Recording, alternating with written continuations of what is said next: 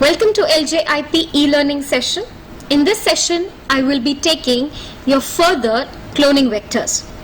I am Joshi from Department of Pharmaceutical Technology. Before moving further, please like, share and subscribe our YouTube channel Pharma Ignite. Now, bacteriophage. What are bacteriophage? They are basically virus. Now, they are inserting their genetic material into the bacteria and replicates inside. Suppose this is a virus and this is the genetic material. Okay, now this genetic material is inserted into the bacteria. How? They will be getting inserted here. How? I will show you further. They are inserting it. After this bacteria, they will be replicating them inside in number of particles, and they will burst this bacterial cell and create number of copies out of them.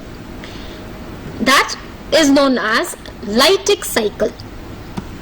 Now, bacteriophage used for cloning are phage lambda and M13 phage. Now, what is this phage lambda and M13 phage? It is basically classified as per their structure. Lambda it has an head and tail, proteinous structure, head and tail. But M13 is a filamentous part of it. So that is the difference between phage lambda and M13 phage.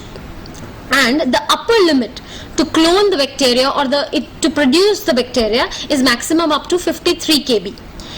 Now, to insert any foreign material, suppose this is DNA, okay, of a virus, and gene of interest is inserted over here. How this is doing this? You require a phage cloning vectors. Here you require some non-essential material to be removed and deleted so that it can be inserted over here. Correct?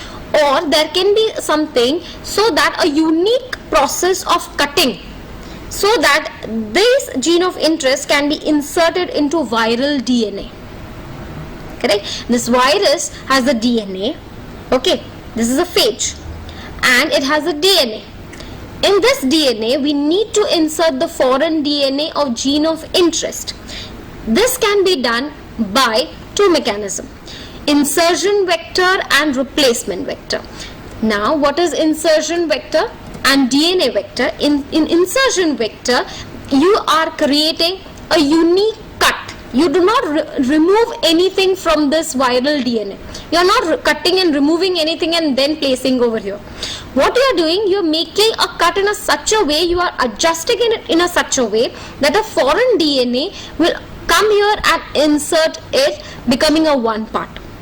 Now, in this foreign DNA, the size is 5 to 11 kb only. You cannot exceed beyond that. Now, in a replacement vector, this size of the gene of a gene of interest can be increased, right, up to 8 to 24 kb. So large sized DNA can be inserted.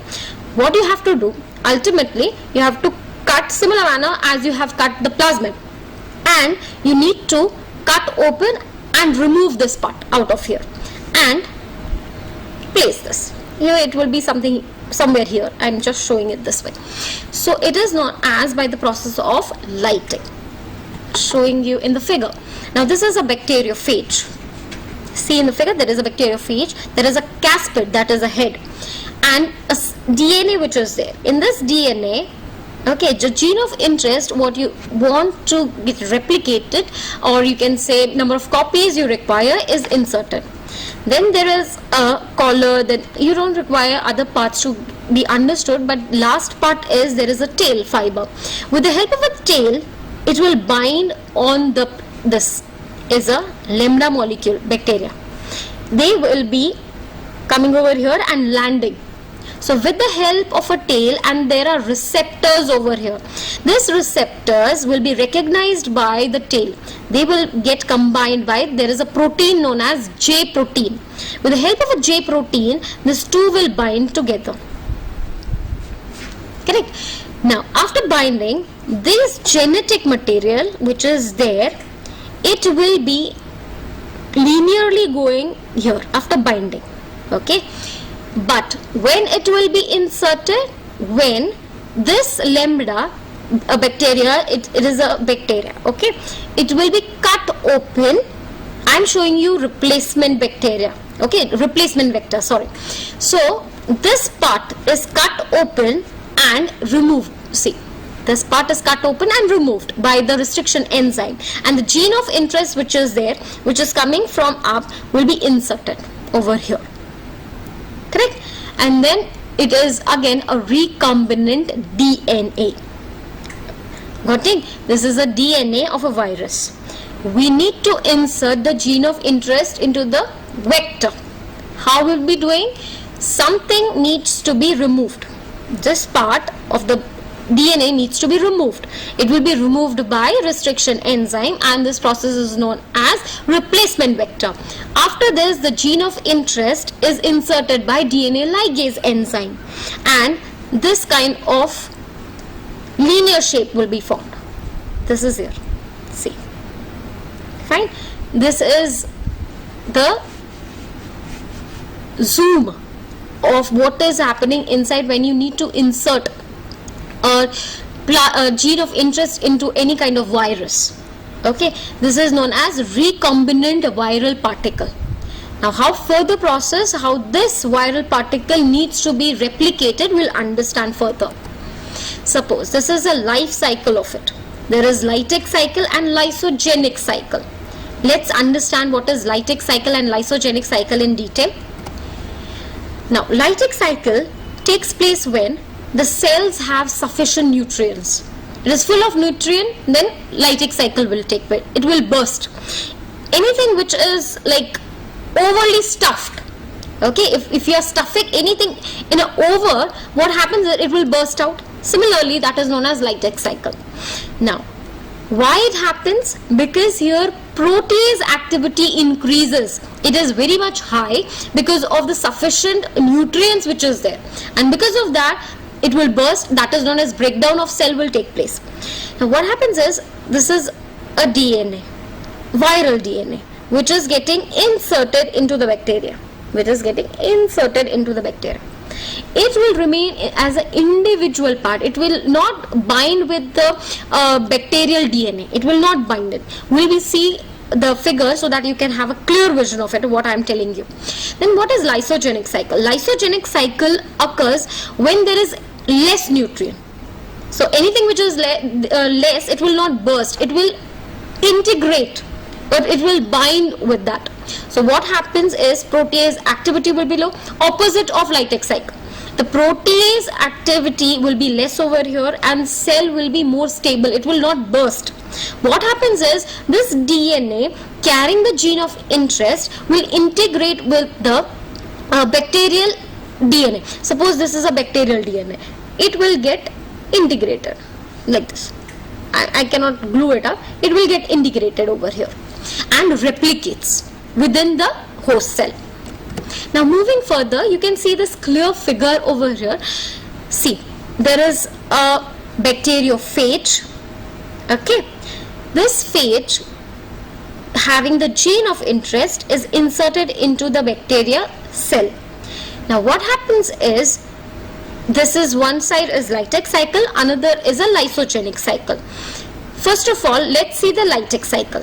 When the gene of interest from the virus is inserted, from this virus, the gene of interest is there in the DNA, is linearly inserted. It is linearly inserted. See, this blue part, it is coming inside. What happens is, the phage DNA circulizes. From here, the DNA comes in a linear fashion.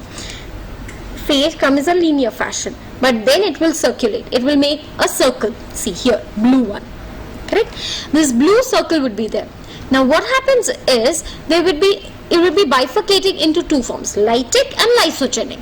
But when we are studying the lytic cycle, what happens is, this new phage, okay, DNA will be formed and proteins will be synthesized. but it will be all in a singular, or you can say it will not integrate, it will be in an individual way. See, 1 2 3 4 4 individual particles of DNA or replicated DNA is present.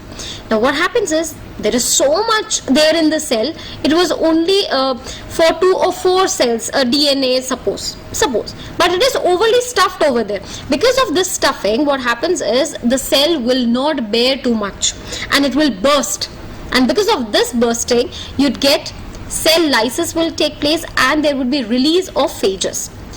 Now moving back towards the lysogenic cycle, when you insert this and it will get a circular shape, what happens is, when it gets the circular shape, it will, here there will be no circular shape. First of all, what happens is, it will get integrated into it, it will combine with the bacterial DNA, correct? Now this bacterial DNA will get combined. After this, what happens is, there will be, the bacteria will be creating a replication of that, and there would be creation of daughter cells by cell division. Okay, by the cell division, it will be in number of copies will be created, and individual daughter cells also will be created, similarly as we have seen in the plasmid one, correct? So it is clear that it is a lysogenic cycle and it is a lytic cycle. Now what is the lytic cycle? Individual DNA of carrying gene of interest would be present. Here the viral DNA containing gene of interest would be integrated with the bacterial DNA. Only part is that, and it will make a daughter cells out of it. Next, cosmid. Now what is the meaning of cosmid? It is a hybrid of plasmid and bacteriophage. There is a or you can say cohesive end site which is present in the bacteriophage. Okay, because of this, they will combine with each other and make a hybrid. Now why we require this hybrid of this both? Because if you require a large DNA fragment, here there is a limitation we have already studied. So if you need to increase the limit, you require some kind of vector which will incorporate large DNA segment into it. So cosmid is one of them. It is a hybrid of two, plasmid and bacteriophage, which will help the large DNA segment from 28 to 42 to be inserted very easily inside the vector and replicate. See, in this figure you can see that there is a cosmid having a cos site to it. Okay, it will be cleaved at the polylinker site. So what happens is, this cos sign is inserted with or combined with the target DNA or gene of interest, and there would be again too many cos signs would be created out of it. After that, what happens is, there would be a replication which is there. Now after this replication, you can again culture it and you can get number of copies out of them. Now what is plasmid and cosmid? What is the major difference between them? First is genetical structure, natural occurring one, and here cosmid is the hybrid of plasmid and bacteriophage. It is a cloning vector, it is a hybrid cloning vector. Now in plasmid you do not have cos site. Now what is the cos site? Cos site is a cohesive ends. What is cohesive ends? Cohesive ends are those ends where cleavage is taking place and you can stick easily. It is a kind of glue. Okay, you are creating kind of glue which is there in a number of forms, and where your gene of interest would be combining with each other. See this one. This is a glue which you are cutting and making copies out of it, and you're combining with the gene of interest to replicate. Fine.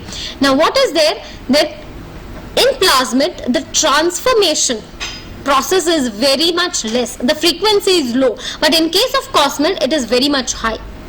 Now plasmid has a limitation. It can only have a DNA size of 15 kb, but in case of cosmid, the size increases up to 45 kb, as we have seen in the first slide earlier. Now the best example of plasmid is, we have seen that PBr322 etc. You can see there, and then in cosmid there is PHV 79. Similarly, the nomenclature remains same as that of plasmid. Okay, so after this you can solve these questions, and if there is any doubt, do ask. Thank you. Up till my next video.